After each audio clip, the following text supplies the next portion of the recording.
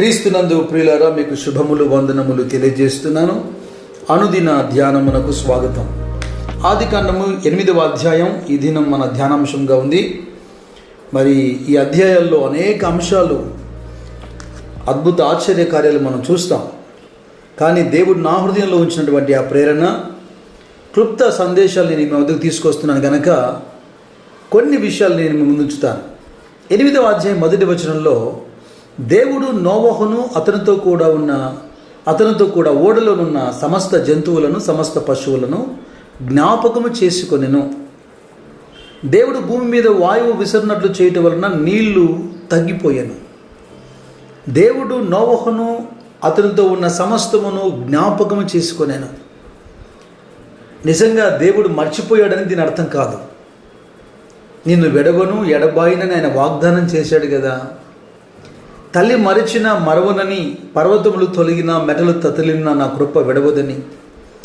ఆయన కునికేవాడు నిద్రపోయేవాడు అవుతే కాసేపు మనల్ని మర్చిపోయే అవకాశం ఉంది.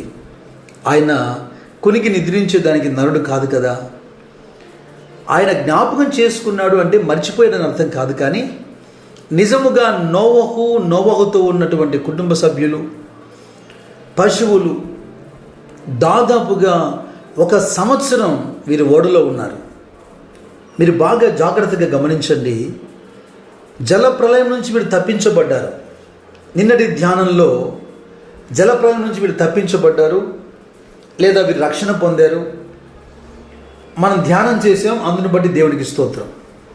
కానీ ఓడ వెలపట ఉన్న శ్రమ, అది వర్ణింపనసఖ్యమైంది. అది మనకు అవసరం లేదు కూడా. ఎందుకంటే అంత్య దినాల్లో ప్రభువును అంగీకరించని వాడు ఎలా శ్రమల గుండా వెళ్తాడు, మహాశ్రమలు అనుభవిస్తాడు, చివరికి ఎలా అగ్నిగంధకంలో పడద్రోయబడతాడు. కొత్త నిబంధన చివరి గ్రంథమైన ప్రకటన గ్రంథంలో ధ్యానాలు మనం చేశాం.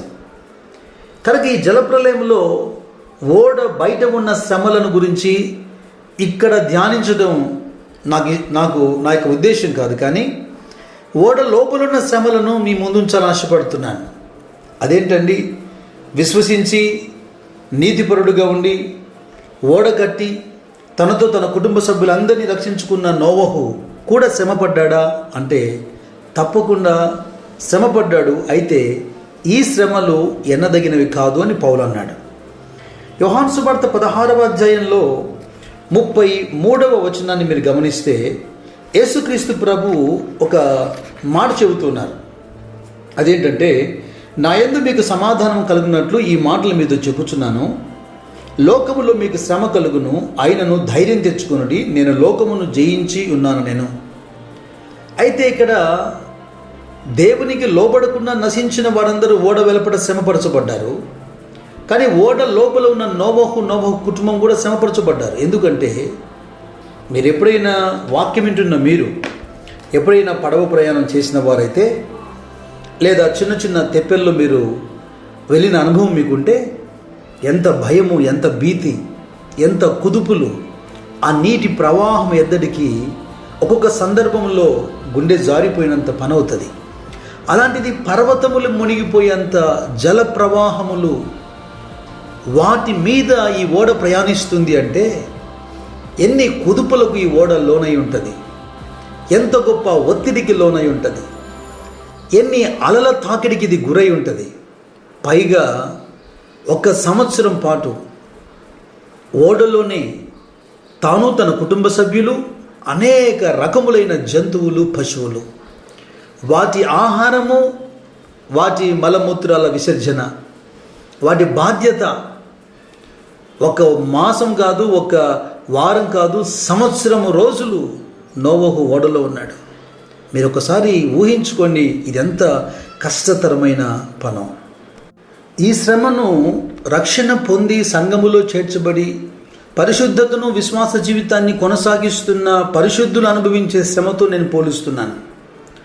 పౌలు కొరింథీయులతో మాట్లాడుతున్నప్పుడు 2వ పత్రిక 1వ అధ్యాయంలో 5వ వచనంలో మీరు చూడండి, క్రీస్తు యొక్క శ్రమలు మా యందు ఎలాగూ విస్తరించుచున్నవో అలాగే క్రీస్తు ద్వారా ఆదరణయు మాకు విస్తరించుచూ ఉన్నది. పరలోక కనానుకు ప్రయాణం చేస్తున్నటువంటి ఈ క్రొత్త నిబంధన సంఘం శ్రమపరచబడలేదా? కష్టం అనుభవించట్లేదా? హత్యలు, హింస, తృణీకారం, ఆపదలు, ఎన్ని రకాల శ్రమల గుండా సంఘం ముందుకెళ్తుంది. అయితే ఇవి కేవలం కుదుపులు మాత్రమే. నా మాట మీకు సరిగా అర్థమవ్వాలి. ఎంత మారణ కాండ జరిగినా కూడా ఈ ఓడ ప్రయాణంలో జరిగినటువంటి కుదుపులతో పోలుస్తున్నాను నేను. ఎందుకంటే పౌలు అన్నాడు కదా, ఈ శ్రమలు ఎన్నదగినవి కాదు, ఎందుకంటే రాబోతున్న మహిమా భారం అంత గొప్పది. దేవునికి స్తోత్రం, హల్లెలూయా. ఈ ఆదికాండం 8వ అధ్యాయం 1వ వచనంలో ఈ మాట నాకు చాలా బాగా నచ్చింది. నోవహును అతనితో ఉన్న సమస్తాన్ని దేవుడు జ్ఞాపకం చేసుకోవటం. నిజముగా ఈ దేవుడు మర్చిపోయే దేవుడు కాదు. ఆదికాండం 19:29లో ఆయన అబ్రహామును జ్ఞాపకం చేసుకున్నాడు. నిర్గమకాండం 2:24లో ఐగుప్తులో మగ్గిపోతున్నటువంటి ప్రజలను ఆయన జ్ఞాపకం చేసుకున్నాడు. సమూయేలు మొదటి గ్రంథం 1వ అధ్యాయంలో గర్భఫలం లేక అవమానించబడుతున్నటువంటి హన్నాను జ్ఞాపకం చేసుకున్నాడు. మన దేవుడు తప్పక జ్ఞాపకం చేసుకునే దేవుడు. అందుకే కీర్తనకారుడు ఇలా ప్రార్థిస్తున్నాడు 106వ అధ్యాయంలో 4వ వచనంలో, యెహోవా, నీవు ఏర్పరచుకున్న వారి క్షేమము నేను చూచుచు, నీ జనులకు కలుగు సంతోషమును బట్టి నేను సంతోషించుచు, నీ స్వాస్థ్యమైన వారితో కూడి కొనియాడునట్లు నీ ప్రజల యందు నీకున్న దయచొప్పున నన్ను జ్ఞాపకమునకు తెచ్చుకొనుము. ఒక దావీదే కాదు, లేదా ఇంకొక మారు నన్ను జ్ఞాపకం చేసుకోమని ప్రలాపించిన సంసోనే కాదు. ఈ రోజున నీవు నేను ప్రార్థించిన అందరికీ ప్రభు ఇచ్చేటువంటి జవాబు ఏంటంటే హెబ్రీ 13:5, నిన్ను ఏమాత్రమును విడవను, నిన్ను ఎన్నడును ఎడబాయినని ఆయనే చెప్పాను కదా. నిర్గమకాండం 14వ అధ్యాయం 21వ వచనంలో మోషే ఇజ్రాయెల్ అందరూ ఆరిన నేలలో నడిచిపోనట్లుగా ఎలాగా దేవుడు గాలిని విసిరచేశాడో, ఇలా నోవహును జ్ఞాపకం చేసుకొని ఇక భూమి మీద వాయువు విసిరినట్లు చేయటం ద్వారా నీళ్లు తగ్గిపోతూ వచ్చాయి. ఒక నోవహు మాత్రమే కాదు నా ప్రియ సహోదరి సహోదరుడా, మన పితరులైన నోవహు అయిన ఈ రోజున నీకు నాకు ఆటంకంగా ఉన్నటువంటి ప్రతి అంశమును ఆయన ఎండజేస్తున్నాడు. ఆటంకములన్నిటినీ తొలగించి మన ప్రయాణాన్ని అద్దరికి చేర్చబోతున్నాడు. అయితే ఇక్కడ మరొక అద్భుతకరమైన విషయం నేను మా ముందుకు తీసుకొస్తున్నాను. 4వ వచనంలో 7వ నెల 17వ దినమున ఓడ అరారాతు కొండల మీద నిలిచెను. నేను మీకు ముందే చెప్పాను, ఈ అధ్యాయంలో చాలా అంశాలు ఉన్నాయి. వాటన్నిటినీ చెప్పడము ఈ క్లుప్త సందేశాల్లో వీలు పడదు. మీరు చక్కగా చదవండి, ధ్యానం చేయండి, ఎన్నో విషయాలు దేవుడు మీకు నేర్పిస్తాడు. అయితే 7వ నెల 17వ దినమున ఓడ అరారాతు కొండల మీద నిలిచింది. ఈ దేవుడు అనంత జ్ఞాని గనక ఆయన ప్రతిదీ దాని క్రమంలో జరిగించేవాడుగా ఉన్నాడు. నేను ఎందుకు 7వ నెల అని ఆలోచించాను. దేవుడు నాకు నేర్పించినటువంటి ఒక పాఠం ఏంటంటే, లేవియాకాండంలో 23వ అధ్యాయం, లేవియాకాండం 23వ అధ్యాయంలో 33 నుంచి 36 వచనాలు మనం చూస్తే, మరియు యెహోవా మోషేకి ఇలా సెలవిచ్చెను, నీవు ఇశ్రాయేలుతో ఇట్లనము, ఈ 7వ నెల 15వ దినము మొదలుకొని 7 దినముల వరకు యెహోవాకు పర్ణశాలల పండుగ జరిగింపవలెను. వాటిలో మొదటి దినమున మీరు పరిశుద్ధ సంఘముగా కూడవలెను. అందులో మీరు జీవనోపాధి అయిన ఏ పనియు చేయకూడదు. మీరు చూడండి, ఈ లేవియాకాండం 23వ అధ్యాయంలో 27వ వచనం కూడా మీరు చూడండి, 26, 27 వచనాలు.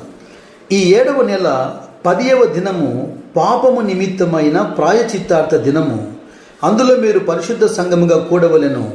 మిమ్మల్ని మీరు దుఃఖపరుచుకొని యెహోవాకు హోమము చేయవలెను. లేవియాకాండం 25వ అధ్యాయము 9వ వచనం కూడా మీరు చూడండి, చాలా ప్రాముఖ్యమైన వచనం ఇది. 7వ నెల 10వ నాడు మీ స్వదేశమంతటా శృంగనాదము చేయవలెను. ప్రాయచిత్తార్థ దినమున మీ దేశమంతటా ఆ శృంగనాదము చేయవలెను. అనగా అది వారికి సునాదము అంటున్నాడు. ఇక్కడ లిబర్టీకి సంబంధించిన విషయాలు రాయబడ్డాయి.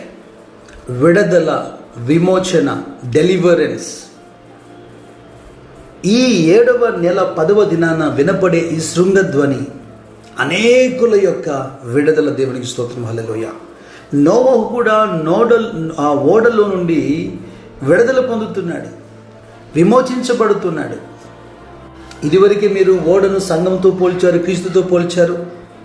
అలాగైతే అందులో నుంచి విడుదలైంది అని అనుకుంటున్నారా? అదే సంఘం పొందుతున్న హింస, శ్రమ నుంచి కూడా వచ్చేటువంటి రెస్ట్. ఆదికాండం 2వ అధ్యాయం 3వ వచనంలో ఆయన 6 దినాలు పనిచేశాడు, 7వ దినాన్ని పరిశుద్ధపరిచాడు, 7వ దినాన విశ్రాంతి తీసుకున్నాడు. దానికి సాదృశ్యంగానే 7వ నెలలో అరారాతు పర్వతం మీద నోవహు ఓడకు ఆయన విశ్రాంతినిచ్చాడు. ప్రజలకు మోషే ద్వారా దేవుడు ధర్మశాస్త్రం ఇవ్వబోతున్నాడు.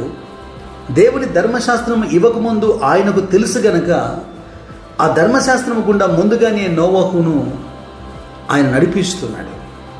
ఇప్పుడు మనం అనుభవిస్తున్నటువంటి ఈ శ్రమలు, సమస్యలు అన్నిటినీ ఒక రోజున ఫుల్ స్టాప్ పెడుతూ ప్రకటన గ్రంథం 21వ అధ్యాయంలో చాలా స్పష్టంగా 4వ వచనంలో ఆయన వారి కన్నుల ప్రతి బాష్ప బిందువును తుడిచివేయును, మరణం ఇక ఉండదు, దుఃఖమైనను ఏడుపోయినను వేదనైనను ఇక ఉండదు, మొదటి సంగతులు గతించిపోయినని సింహాసనంలో నుండి వచ్చిన గొప్ప స్వరము చెప్పుట వింటిని.